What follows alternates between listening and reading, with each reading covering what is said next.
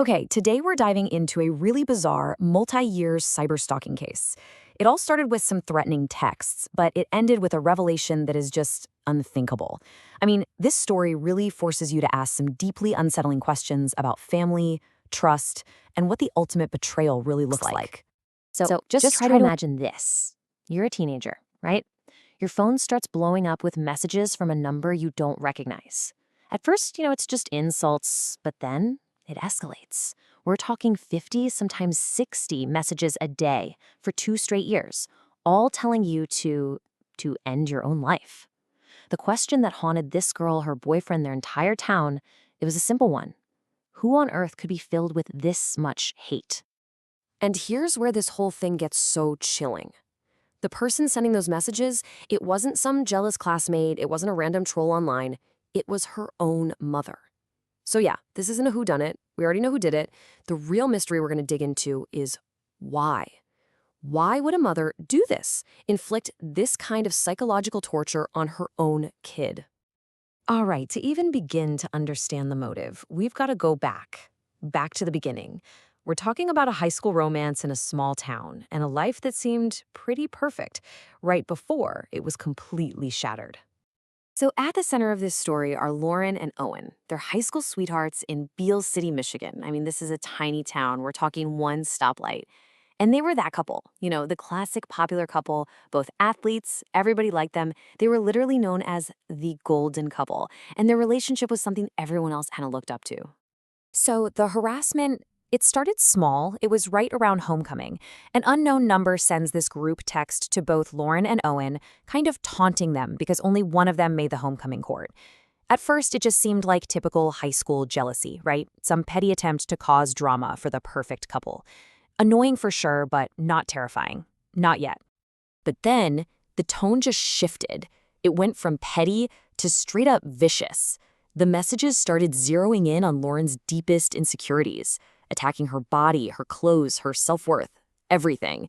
It was this relentless barrage of hate, and you could tell it was designed to do one thing, make her feel totally isolated and worthless.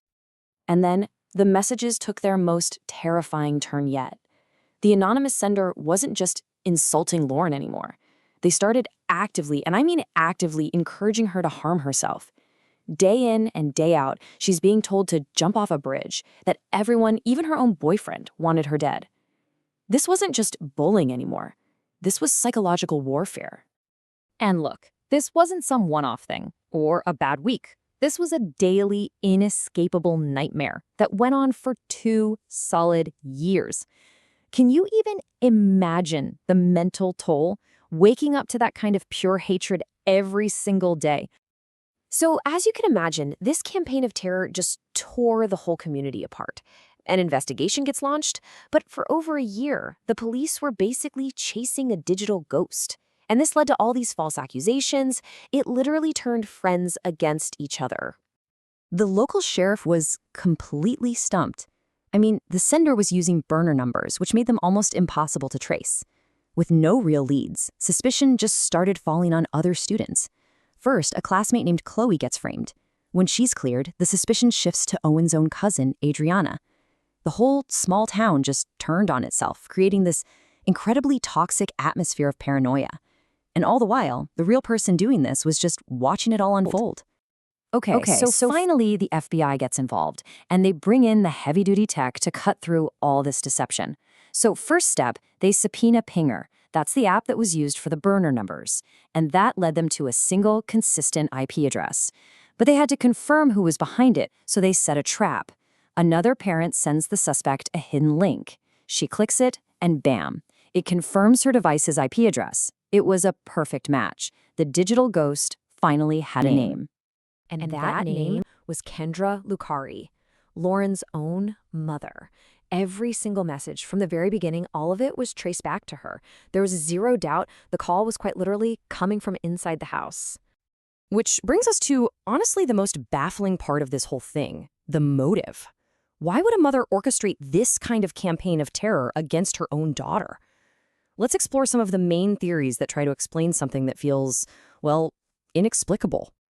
First off, you really have to understand the disturbing, two-sided nature of Kendra's life.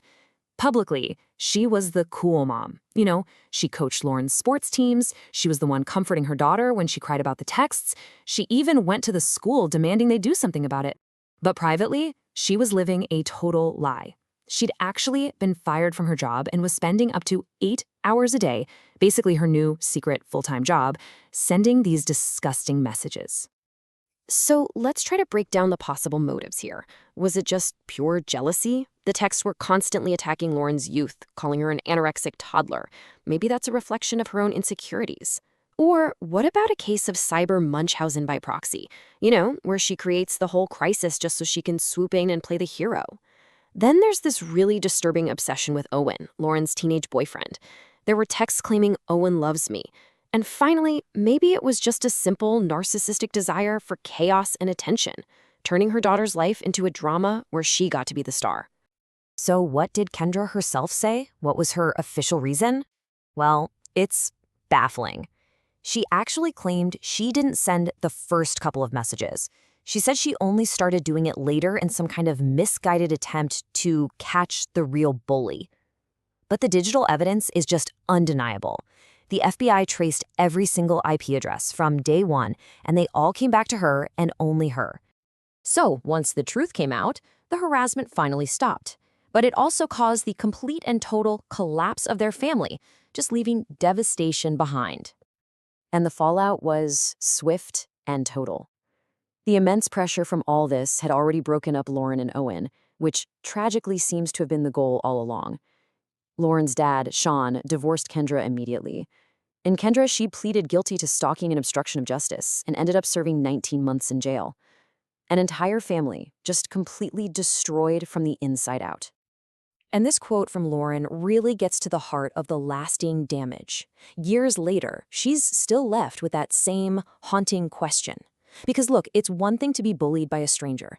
It's something else entirely to find out that the source of your deepest pain was the one person who was supposed to protect you. That leaves a wound that might never really heal.